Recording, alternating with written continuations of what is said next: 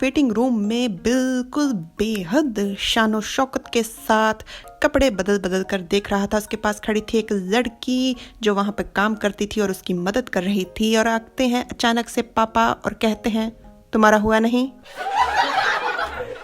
Potato के चेहरे पर जो अब तक रुआब था वो खुशी में बदल जाता है और वो बच्चों की तरह हंसते हुए जल्दी से बटन बंद करते हुए कहता है, बस हो गया। वैसे इसके बाद हम कहाँ जाने वाले हैं? पोटैटो तेजी से पापा के पास आता है। पापा उसे कहते हैं, रुको, तुमने बटन ऊपर नीचे जगा रखे हैं। पापा पोटैटो के बटन खुद से ठीक करने शुरू कर देते हैं।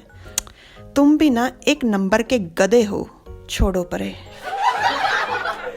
पोटैटो मुंह बनाकर पापा के सामने अपने हाथ ऊपर कर खड़ा हुआ था। पापा उसके बटन ठीक कर रहे थे और पापा को याद आता है वो 55 वाला नन्ना मुन्ना 6 साल का पोटैटो। और वो मन में कहते हैं, ये इतना बड़ा हो गया है पर अभी तक ये 55 जैसा ही है, कोई फर्क नहीं पड़ा। पापा पोटैटो के बटन ठीक करने के बाद उसके कंधों को थपथपाते हुए कहते हैं, अब ठीक है, चलो चलते हैं। उसके बाद वो दुकान में काम करने वाली लड़की से कहते हैं, बिल दे दीजिए।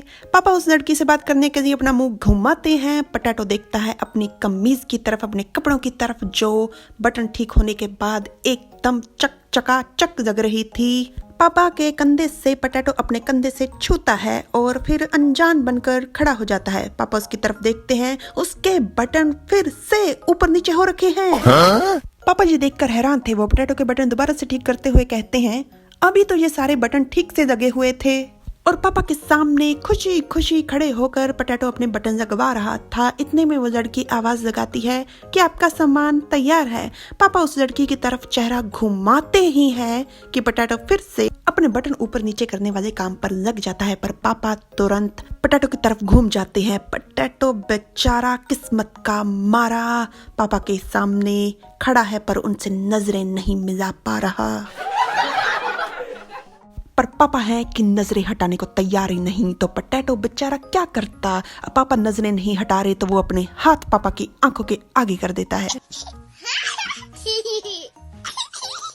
वहां से तैयार श्यार होने के बाद पापा और पोटैटो पहुंच जाते हैं फिल्म देखने के लिए। पोटैटो वहां पर एक किताब पढ़ते हुए इंतजार कर रहा है फिल्म के शुरू होने का, पर वो इंतजार करते हुए थक गया है तो वो पापा के कंधे पर सर रख पूछता है, फिल्म अभी तक शुरू क्यों नहीं हुई? तो पापा कहते हैं, तुम्हें इंतजार करते हुए अभी सिर्फ 3 मिनट हुए हैं। आज की कहानी से मुझे शिक्षा मिलती है कि नजर हटी दुर्घटना घटी। तो कोई भी उस प्रकार का काम करते हुए जिस प्रकार का काम पोटैटो कर रहा था, हमेशा ध्यान रखिए कि कोई आपको देख तो नहीं रहा। Like, subscribe, comment, share. Thanks for watching. Bye bye.